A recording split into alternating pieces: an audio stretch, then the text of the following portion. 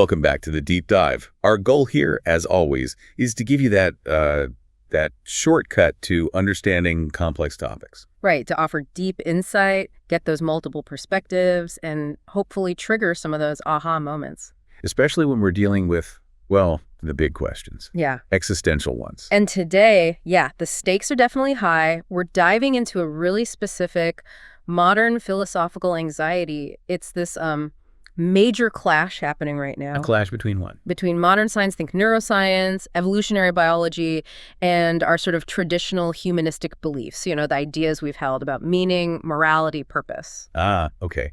And this clash has a name. It does. We're exploring neuroexistentialism. Neuroexistentialism, okay. So maybe we should start with the background. Philosophy traditionally has always been searching, hasn't it? Looking for those deep, solid answers. Absolutely. Trying to make sense of the human predicament. Where does meaning come from? What's the bedrock for morality? For centuries, the answers were sought, outside the purely material and the divine, the transcendental. Or maybe some unique spark in humanity itself. Exactly. And then classical existentialism came along. That was the philosophical voice saying, hang on, maybe those secure external foundations, maybe they just aren't there. Right. The idea that looking for this external anchor is quixotic, wasn't that the term? Like tilting at windmills? Precisely. A kind of doomed quest if you're looking outside yourself. But neuroexistentialism is something newer, you're saying, a third wave.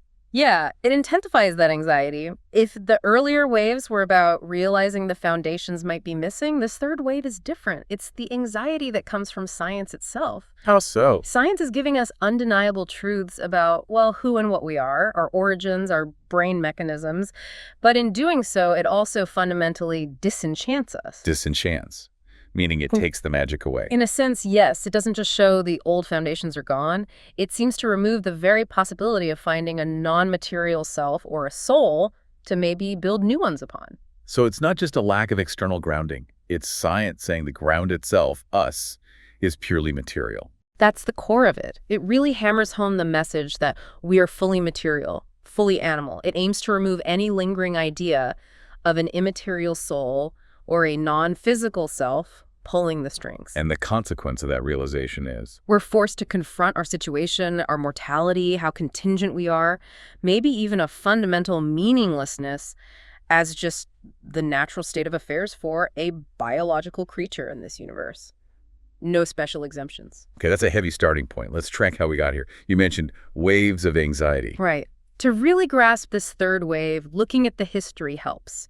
Our sources trace this back. Jean-Paul Sartre famously called existentialism a humanism. A humanism? How did he define that? He saw it as a response to a kind of diminishment in our self-image as persons. Something happens that makes us feel smaller, less significant. And the existentialist response involved? 2 steps, really. First, you have to admit the anxiety, look it square in the face, analyze it. What exactly feels diminished? What have we lost? And the second step? Then you try to build back, to regain a positive self-image, but one that's truthful, one that accepts the diminishment but finds a way forward anyway. Okay, and the source of that diminishment, that anxiety, has changed over time? Dramatically. Let's talk about the first wave. This was way back, tied to foundational anxiety. Basically, the decline of the church's authority, Reformation, Enlightenment. So the anxiety was about God? More like the consequences of God perhaps not being the ultimate unquestionable moral foundation anymore. This is where you get figures like Kierkegaard, Dostoevsky, Nietzsche. Right. They were grappling with what happens if God is, insufficient, or maybe even unintelligible as a basis for how we should live. Exactly. If that traditional authority crumbles, what guides human conduct? Dostoevsky captured this perfectly with Ivan Karamazov. Ah, the famous line. If there is no God, then everything is permitted. It's terrifying. The fear wasn't just, divine punishment. It was the potential collapse of universal morality itself. Could we even be good without that divine law? Okay, that's the first wave. What came next? The second wave. The second wave, mid-20th century. A really brutal reckoning. We could call it maybe human nature angst. Human nature angst. What prompted that? It followed the failure of a certain Enlightenment optimism.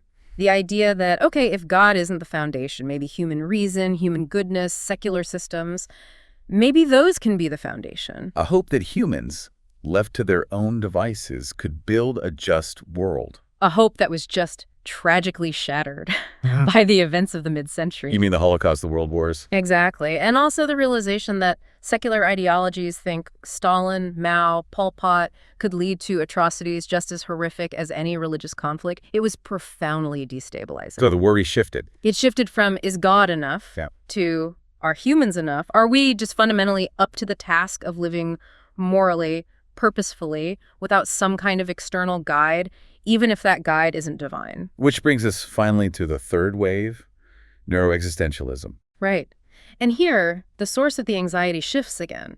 It's not primarily religion anymore, or failed political utopias. It's the authority of science itself, specifically the human sciences. Neuroscience evolution. Yes, and contemporary neuroscience combined with Darwinism, it secures this message that humans are 100% animal in a way that's incredibly vivid, detailed, hard to ignore. We're not just like animals in some ways. We are animals, fully material. Totally. Subject to the same physical and chemical laws as everything else. It's like the human sciences, the Geisteswissenschaften, are being forced to exercise the Geist. To get rid of the spirit, the ghost in the machine. Precisely. Ryle's ghost. The scientific image with its brain scans and molecular detail makes it seem almost impossible to maintain a belief in a separate, non-physical mind or soul that's somehow in control. Okay, so let's dig into that conflict, this clash between the scientific view and our traditional view.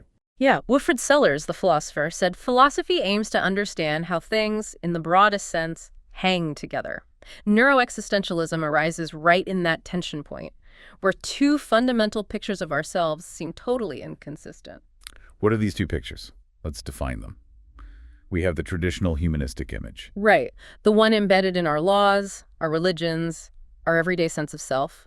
It holds certain things as, well, almost non-negotiable, like metaphysical free will.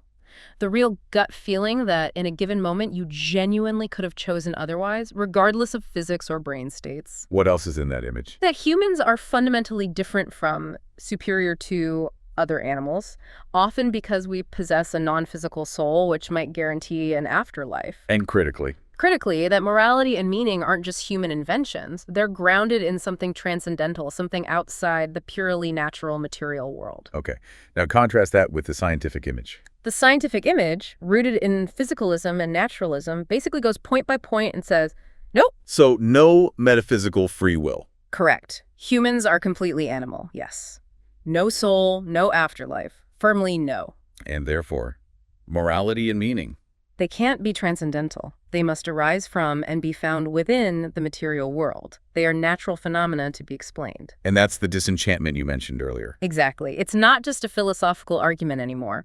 Neuroscience provides the needlepoint of detail, as one source puts it, when scientists map brain functions, the wiring, the chemicals. There's just no job left for a non-physical soul to do. Pretty much. There's no clear place for Descartes' res cogitans, the thinking stuff, to interact. The consensus view leans towards the universe being causally closed. Meaning physical events cause other physical events, and there's no room for non-physical intervention. Right.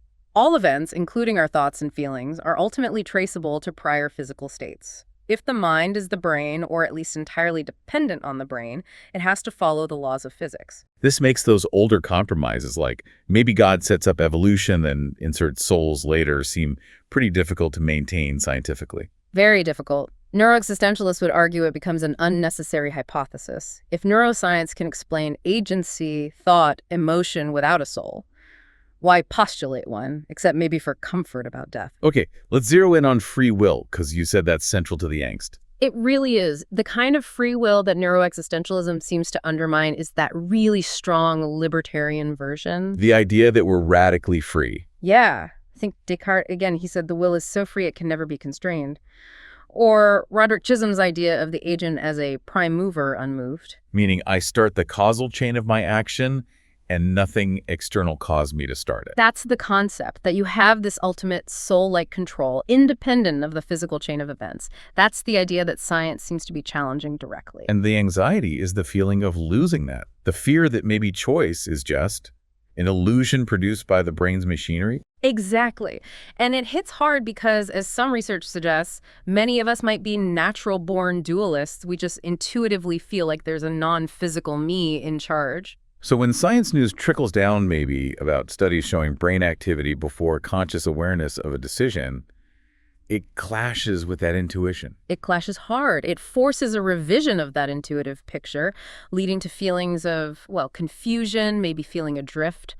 Where do you find meaning if you aren't really the captain of the ship in the way you thought? Okay, this scientific picture forces us into some really difficult territory. Yeah. You mentioned two big problems earlier. The first was consciousness. Right, the famous hard problem of consciousness. This isn't entirely new. It's the challenge dualists have always raised. Which is? How do you get subjective experience, the feeling of redness, the taste of coffee, what it's like to be you purely from objective physical stuff like neurons firing?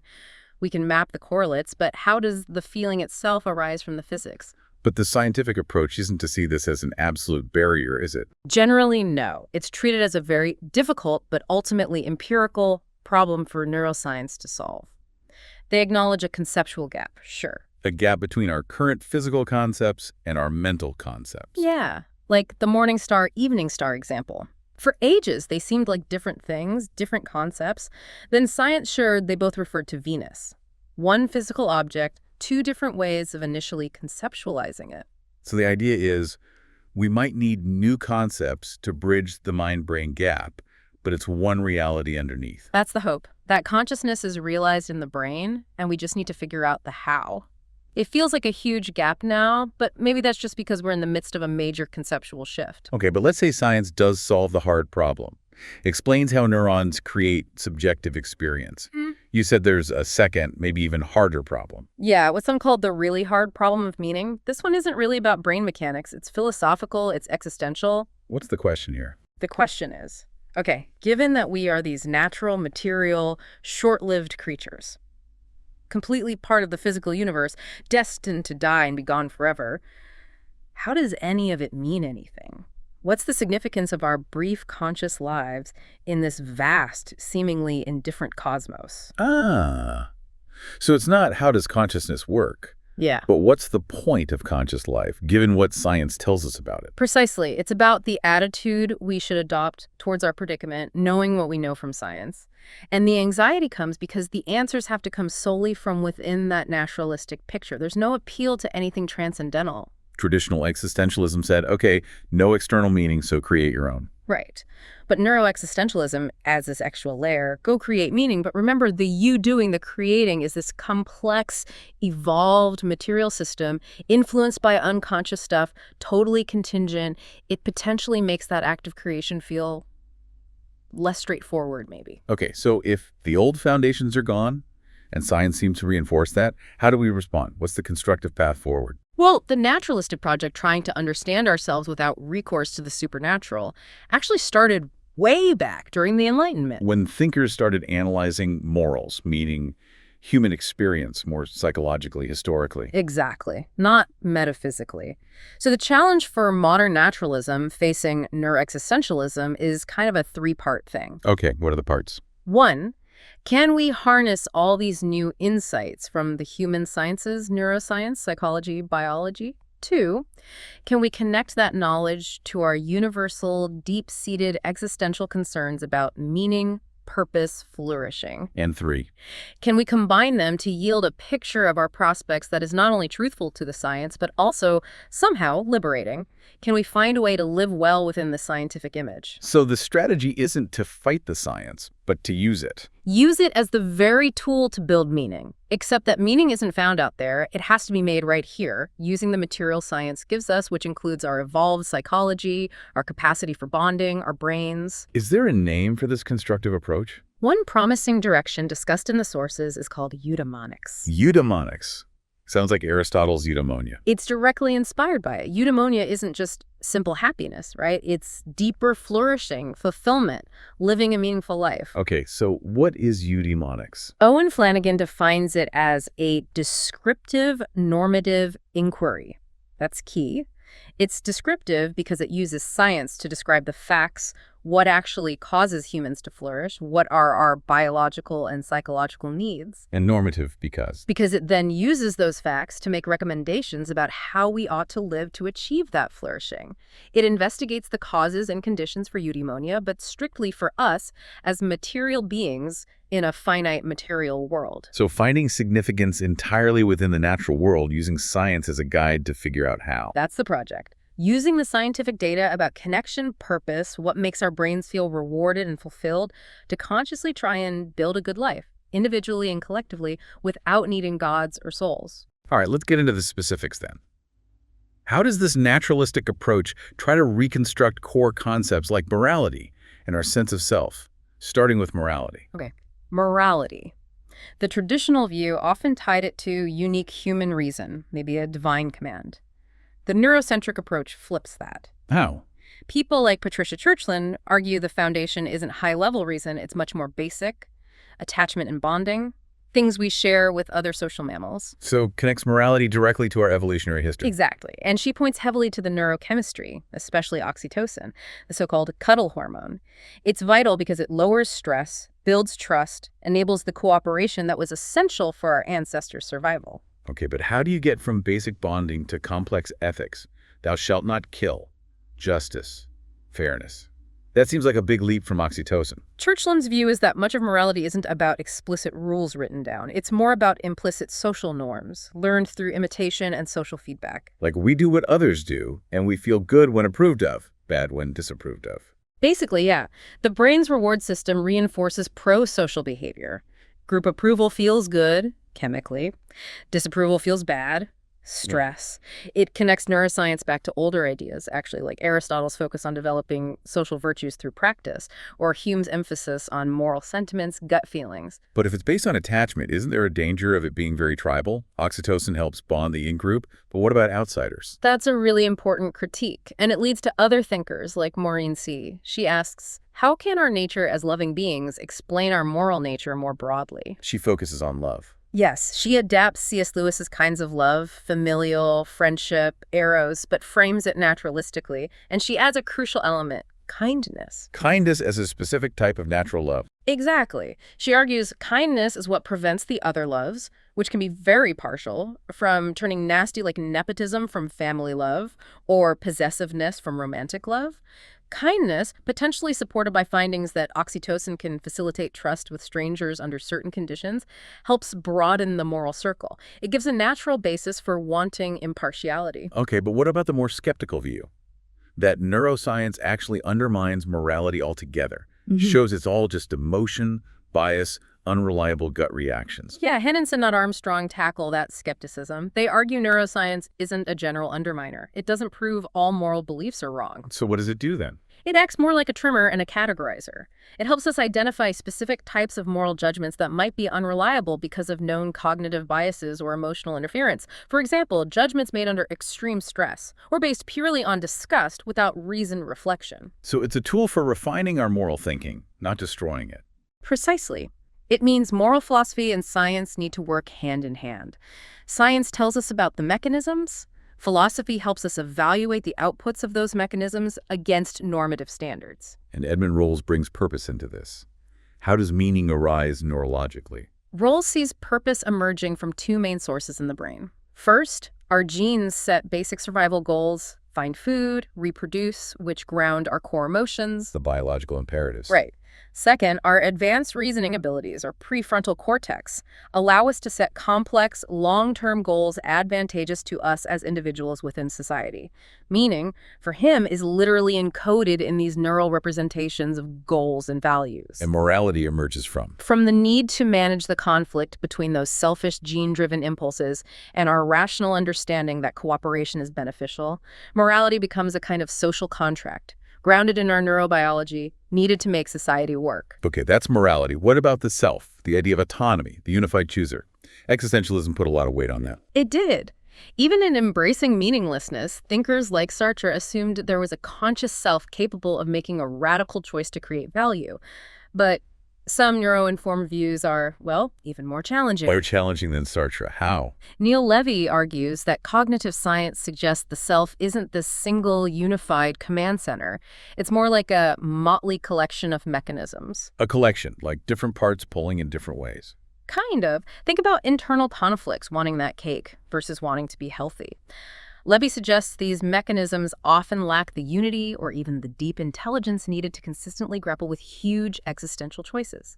We're not unified choosers making grand decisions from scratch. So instead of choosing values, we're more like negotiators. We are thrown, as Heidegger said, thrown into our biology, our culture, our history.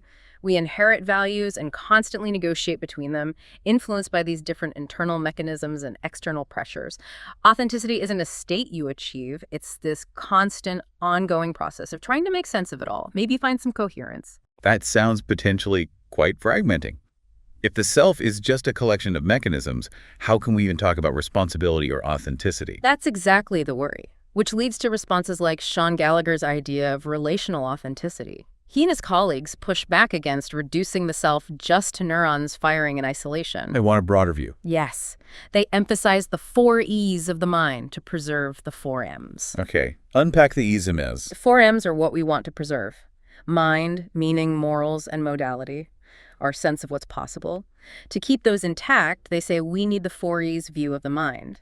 It's embodied, part of a physical body. Embedded, situated in an environment. Inactive, creating meaning through interaction, and extended, using tools, language, culture. So the mind isn't just inside the skull. Not solely. And therefore, authenticity isn't found by looking deeper inside the isolated brain, but by looking at our relationships, our interactions. Intersubjectivity, Mitzane, being with others, becomes crucial. The self finds stability and meaning through its connections, not in isolation. So the response to potential fragmentation is re-embedding the self in its social and physical world. Exactly. It counters the potentially isolating implications of a purely brain-centric view. Okay, this brings us inevitably to the really practical implications. Free will, responsibility, and the law. This is where the rubber meets the road. Absolutely. Walter Glannon highlights the core angst here.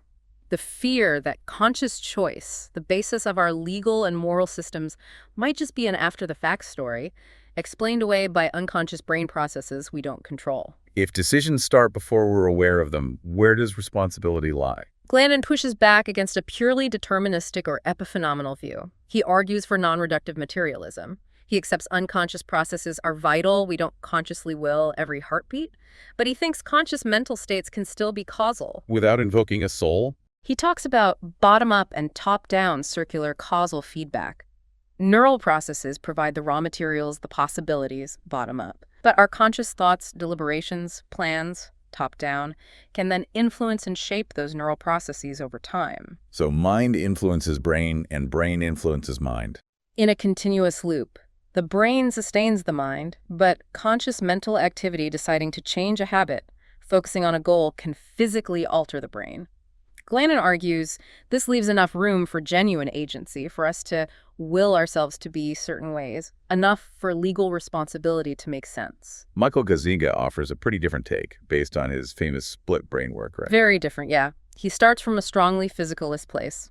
Actions happen automatically, driven by our brain's dispositions, shaped by genes and environment. But he doesn't just stop there. He introduces the interpreter. Yes, the left brain interpreter. This is crucial.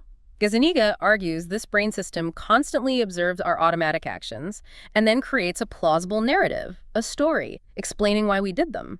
It creates the feeling of a unified self who is consciously in charge all along. So the feeling of conscious will might be, in part, a post hoc narrative. That's the implication. The action happens, then the interpreter spins a story that makes sense of it from the perspective of a conscious agent.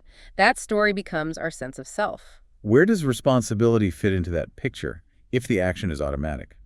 Gazzaniga's radical conclusion is that responsibility isn't located in the brain at all. Brains just follow physical laws. Responsibility, he argues, emerges from the social layer. It's a concept that exists in the interactions between people, in the rules we create for living together. Society holds people responsible, not neuroscience. That's a fascinating shift. Responsibility as a social construct, not a brain property. It is. But this line of thinking, questioning deep control, leads to the most skeptical position: hard incompatibilism. championed by thinkers like Boom and Caruso. Right. They argue that whether the universe is perfectly determined or has random quantum events, it doesn't matter. Either way, we lack the specific kind of control needed for basic, desert-based moral responsibility. Basic desert meaning. You genuinely deserve praise or blame just for what you did. Exactly. They argue if our actions are ultimately caused by factors outside our ultimate control, our genes, our upbringing, maybe random chance, then that kind of deep moral desert disappears. We might still be responsible in other ways, but not in the sense of fundamentally deserving reward or punishment. If we lose that core idea of desert, what happens to, say, the criminal justice system? They propose a radical alternative, the quarantine model. Think of dangerous criminals like carriers of a contagious disease. So you don't punish them because they deserve it. No, you incapacitate them, quarantine them, purely for public safety. The justification isn't retribution, it's the right of society to protect itself. The focus shifts entirely to incapacitation, rehabilitation if possible, and prevention. That feels logically consistent with their premise, but maybe ethically unsettling for some. What's the main counterargument? Stephen Morse is a strong voice here. He argues that neuroscience, frankly, raises no new challenges to the concepts of agency and responsibility that the law already uses. His point is that the law isn't based on proving metaphysical free will anyway. Exactly. The law cares about practical capacities. Was the person rational at the time? Did they understand the consequences? Could they control their actions according to reason? Morse argues that terms like VNC, victim of neuronal circumstances, or peon, just a pack of neurons, are just fancy new ways of phrasing old deterministic arguments that the law has already dealt with. So finding a brain correlate for a bad decision doesn't automatically excuse it, in his view. Not unless it demonstrates a lack of the relevant legal capacities like rationality. For Morse, the debate really shifts away from the neuroscience itself and becomes a normative one, meaning what kind of legal and moral world do we actually want to live in? Is it truly desirable or even coherent to dismantle our concepts of desert and responsibility based on these neuroarguments? He suggests the law's assumption that we are agents capable of choice is pragmatically necessary for a functioning, respectful society, regardless of the deep metaphysics. And Eudaimonia offers a more, maybe reassuring view, a compatibilist view.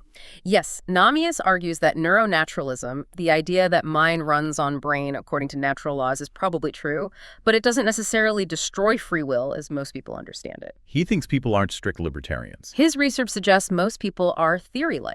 They care about having control, making choices that matter, feeling responsible. As long as neuroscience doesn't show that our conscious deliberations are complete illusions with no effect on outcomes, most people can accept that their minds are physical processes and still feel free. They're natural compatibilists. Okay. And finally, just to broaden the scope, Sean Carroll reminds us this connects even to physics. Absolutely. Understanding the fundamental nature of the universe, is it deterministic? How does time work? How do complex properties like consciousness and maybe even meaning emerge from simpler physical laws? That's all part of the background for constructing meaning within a naturalistic framework. It really spans all of science. Wow. Okay, that's a lot to take in. So let's try to synthesize this neuroexistentialist predicament. Well, the challenge is clear, isn't it? We seem compelled to pursue scientific knowledge about ourselves, digging deeper into our material nature. But we also have this deep human impulse to find or create meaning and value.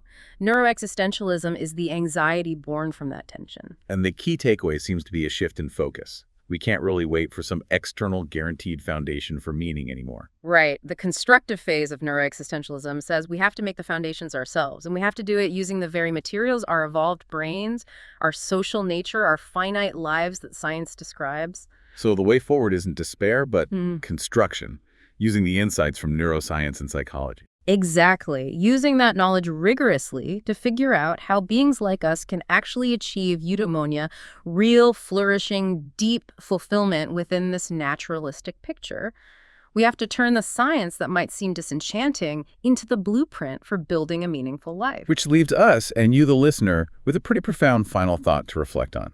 If we truly accept this picture that morality, meaning value, aren't handed down from on high, but have to be built entirely by us from our contingent material animal nature. What practical commitments does that imply? What shared values, what ways of living together must we consciously adopt right now not just for our own individual flourishing, but for the species as a whole. Especially knowing that the burden of creating that moral world seems to rest entirely on us. There's no way else to look. A heavy, but perhaps also empowering thought, something to definitely mull over. Indeed. Until our next deep dive, thanks for joining us.